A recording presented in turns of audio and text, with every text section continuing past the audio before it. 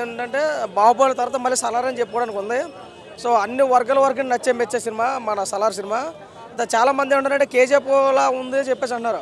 అసలు కేజీఎఫ్కి దీనికి సంబంధం లేదు. కేజీఎఫ్ మదర్ సెంటిమెంట్ బంగారం కోసం తీసుకున్న సినిమా. కానీ ఇది ఒక కుర్చీ కోసం ఫ్రెండ్ కొట్లాడితే సపోర్ట్ చేసిన సినిమా కాబట్టి దానికి దీనికి సంబంధం లేదు. ఇంకా సినిమా అయితే ఎలివేషన్స్ కానీ బ్యాక్గ్రౌండ్ మ్యూజిక్ కానీ ప్రభాస్ గారు స్క్రీన్ మీద నడుతుంటే డైనోసార్ వచ్చిపోయినట్టు ఉంది సినిమాలో. ఆ రేంజ్లో పర్ఫార్మెన్స్ ఉంది. ఇక ప్రతి ఒక్కరు కూడా అన్ని వర్గాల వరకు మెచ్చే సినిమా సలారు. ఇప్పుడు ప్రజెంట్ అయితే కనుక ఇప్పుడున్న తరుణంలో ప్రభాస్ మెయినే నడుస్తుంది అని అనుకోవడానికి ఇది ఒక నిదర్శనం. ఇక లోపలైతే జాతర ఖచ్చితంగా. ఎందుకంటే 3 సినిమాలతో డల్ అయిపోయినటువంటి ఫ్యాన్స్ ఈ సినిమాతో కాలర్ ఎత్తుకునే విధంగా కనపడుతుంది కాబట్టి ప్రతి ఒక్కరికి నచ్చుతుంది. ఇంక సినిమా మన అవుట్ ఆఫ్ 5 రేటింగ్ చూసుకుంటే 3 నుంచి 3.5 అయితే మనకు ఖచ్చితంగా వచ్చే సినిమాకి చాలా బాగుంది. ప్రతి ఒక్కరు చూడండి. ఇంకా అన్ని వర్గాల వరకు నచ్చుతుంది సినిమా. ఇంకా ఒక డైనోసార్ వచ్చి మింగెళ్తే ఎలా ఉంటుంది అనేది ఇందులో చూపించారు. పార్ట్ 1 ఒక రేంజ్లో ఉంటే పార్ట్ 2 విధ్వంసం ఉంటుంది కాబట్టి ఇది రెగ్యులర్ మూవీయే, వన్ టైం వాచబుల్ అయితే కాదు. 100% రెగ్యులర్ మూవీ. 10 సార్లు చూసినా తక్కువ సినిమా. ఆ రేంజ్లో ఉంది సినిమా. చూడండి, ప్రతి ఒక్కరికి నచ్చుతుంది. Thank you very much. ఇప్పుడు బాహుబలి ప్రభాస్ కెరియర్లో బాహుబలి ఉంది. బాహుబలిని కూడా మన తెలుగు సినిమాగా చూసి అందరు ఫ్యాన్స్ ఒకేలాగా చూశారు. అంటే ఆ ఫ్యాన్ ఈ ఫ్యాన్ అని కాకుండా ఈ సినిమాను కూడా అలాగే చూసే అవకాశం ఉందా? యస్, అన్ని ఫ్యాన్లు Usha fan, ceiling fan, Crompton fan, ఆ ఫ్యాన్లు అన్ని కలిపి ఒకేలాగా చూస్తారు. బాహుబలి లెక్కనే చూస్తారు సినిమాని. అర్థమైందా? No more doubts, no more questions. Okay.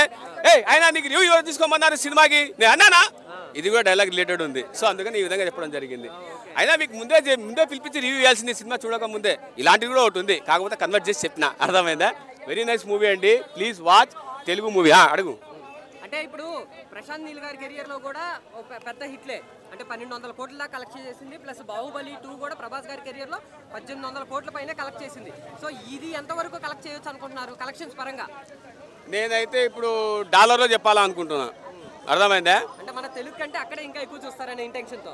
అక్కడ కరెన్సీ ఎక్కువ కదా. నేను కలెక్షన్ నైట్ చెప్పేస్తానండి. కింద మీరు కలెక్షన్స్ రాసేయండి, దాన్ని బట్టి నేను నైట్ చెప్పేస్తా. ఓకేనా? ఇప్పుడైతే చెప్పలేను. అంటే మీ ఒపీనియన్? నా opinion cinema, Telugu cinema respect ఇస్తాను అన్న. ప్లీజ్ కలెక్షన్స్ అడగద్దు. అర్థమైందా? ఎలా మూవీ అయితే మామూలుగా లేదు భయ్య, ఇచ్చి పడేసిండు మూవీ అయితే. అసలు ఎలివేషన్స్ అయితే సినిమాల్లో ఇంత ఎలివేషన్స్ మూవీ ఇండియన్ ఫిలిం ఇండస్ట్రీలో కేజీఎఫ్ తర్వాత పడదు అనుకున్నాం. నీల్ మామ దానికి మించిన ఎలివేషన్స్ ఇచ్చాడు. బాక్స్ ఆఫీస్ చరిత్రలో నిలిచిపోయే high voltage mass action elevation movie అంటే ఫస్ట్ గుర్తొచ్చేది సలార్ అనే విధంగా సినిమా క్రియేట్ చేశాడంటే నీల్ మామ ఏ విధంగా సినిమాని తీశాడనేది మీ ఊహకే వదిలేస్తున్నారు. సినిమాలో బాక్స్ ఆఫీస్ దండయాత్ర అనేది ఏ విధంగా కొనసాగింది అనేది అసలు ట్రేడ్ అనలిస్టులు కూడా అర్థం కాని విధంగా జరగబోతుంది. అది హాలీవుడ్ మొత్తం షేక్ అయ్యే విధంగా దండయాత్ర జరుగుతుంది. సినిమాలో సెంటిమెంట్ లేని ఎంత మాస్ సినిమా తీసినా అది వేస్టే.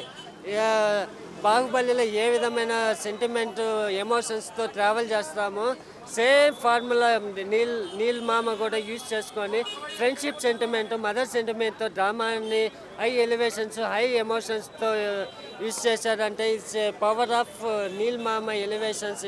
నీల్ మామ అంటే ఎలివేషన్స్గా బాప్ అంటారు. ఇప్పుడు ఈ సినిమాతో ఎలివేషన్ బాప్కా అనే విధంగా పేరు సంపాదించాడు భయ్య. చాలా బాగుంది.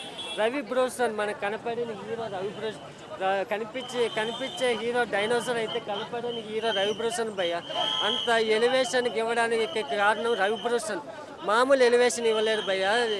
మ్యూజిక్స్, బ్యాక్గ్రౌండ్ మ్యూజిక్తో కేజీఎఫ్తో ఇచ్చి పడేసేయడానికంటే దానికి డబల్ టైమ్స్ అసలు హార్ట్ అటాక్. ఆ ఎలివేషన్స్తో ఆ మ్యూజిక్తో ఏంటంటే హార్ట్ బీట్ 100 రెట్లు పెరిగిపోతుంది. అసలు మనకు తెలియకుండా నేను ఇంతవరకు ఈ సినిమాటిక్ ఎక్స్పీరియన్స్లో ఇంత వైలెన్స్, ఇంత ఎమోషన్స్, ఇంత ఎలివేషన్స్ అనేది నేను ఎక్కడ ఫేస్ చేయలేదు. ఫస్ట్ హాఫ్ దుమ్ము లేచిపోయింది. ఇప్పుడు మన ఇండస్ట్రీలో ప్రభాస్ గురించి మాట్లాడితే ఛత్రపతి ఎలివేషన్ అనే గురించి 100 సార్లు చెప్పుకుంటాం. ఇప్పుడు ఛత్రపతి ఎలివేషన్లు 1 కాదు, 2 కాదు, 3 కాదు, 4 కాదు, 10 ఛత్రపతి ఎలివేషన్స్ ఇచ్చాడు భయ్య. ప్రభాస్ ఫ్యాన్స్కే కాదు, జనరల్ ఆడియన్స్ కూడా నరాలు తెగిపోయాయంటే మీరు అర్థం చేసుకోవచ్చు. ఆ విధంగా ఎలివేషన్స్ ఉంది భయ్య. సినిమా ఎట్లా ఉందంటే ర్యాంపేజ్ అన్న. ఫస్ట్ హాఫ్ అంతా ర్యాంపేజ్ అయితే సెకండ్ హాఫ్ ఓచుకోదన్నమాట. ఇన్ని సంవత్సరాల తర్వాత బాహుబలి తర్వాత ఆ రేంజ్ యాక్షన్, ఆ రేంజ్ యాక్టింగ్, ఆ రేంజ్ ఒక వింటేజ్ ప్రభాస్ని చూపించారు ప్రశాంత్ నీల్ గారు. చాలా అంటే చాలా హ్యాపీగా ఉంది. ఒక ఎగిరి గంతేస్తే సినిమా అన్నమాట. సినిమా నేను చూసినంతసేపు ఒక 2 గంటలైనా సీట్లో కూర్చొని ఉన్నాం. చాలా ఎగురుతూ అరుస్తూ గొంతు కూడా పోయిందన్నమాట. అంత ఎలివేషన్, అంత మాస్, అంత యాక్షన్ ఉందన్నమాట. చాలా అంటే చాలా చాలా బాగుంది.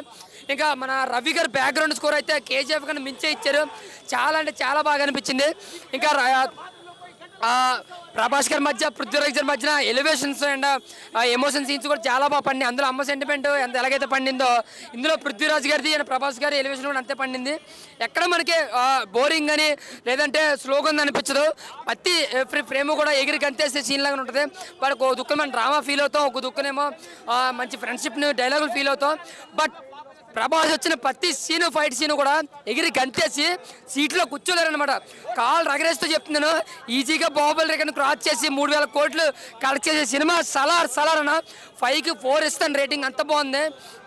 ఇంకా జపోదర్ క్యారెక్టర్స్ ఏదైనా ఫ్రెండ్షిప్ బాండింగ్ కోసం అంటే అన్న అదైతే చాలా బాగా చూపించారు. చాలా స్ట్రాంగ్గా చూపించారు, ఎమోషనల్గా టచ్ చేశారనమాట. చాలా చిల్లి డైలాగులతో మనకు చాలా కనెక్ట్ అవుతుంది. ఆ సెకండ్ హాఫ్లో 2-3 సీన్లు ఉంటాయి. బట్ అలా శత్రువుల కింద ఎందుకు మారారని సెకండ్ హాఫ్లో చూపిస్తారనమాట పార్ట్ 2లో. బట్ దీనికన్నా భారీగా వైలెంట్గా ఉండబోతుంది, దీనికన్నా ట్రిపుల్ వైలెంట్గా ఉండబోతుందని చెప్పి సెకండ్ పార్ట్కి అయితే ఇంటైతే ఇచ్చారు. ఇంకా ప్రశాంత్ నీల్ డైరెక్షన్ కానీ స్క్రీన్ ప్లే కానీ కేజీఎఫ్ కానీ మించి ఉంది ఇందులో అయితే. లేదన్న వెనకాల డార్క్ ఆ బొగ్గ నీళ్ళు గట్రా చూస్తే మీకు కేజీఎఫ్ బ్యాక్గ్రౌండ్ గుర్తొస్తుందేమో కానీ కథనం మొత్తం డిఫరెంట్ అన్నమాట. యాక్షన్ పార్ట్ కూడా టోటలీ డిఫరెంట్, దానికన్నా ఎక్కువ ఉంది. బట్ ప్రభాస్ని ఒక పాలాభిషేకంతో కాదు రక్తాభిషేకంతో చూసాం సినిమా అంతా కూడా. ఓచుకోదన్నమాట. చాలా అంటే చాలా బాగా అనిపించింది. ప్రతి ఒక్కరు కూడా ఎంజాయ్ చేస్తూ కదా ఎగురుతూ గంతేస్తూ విజిల్ వేస్తూ బీభత్సంగా ఎంజాయ్ చేస్తారన్న. సో ఓవరాల్గా ఇండియా బిగ్గెస్ట్ బ్లాక్ బస్టర్ అన్న సినిమా. Thank you.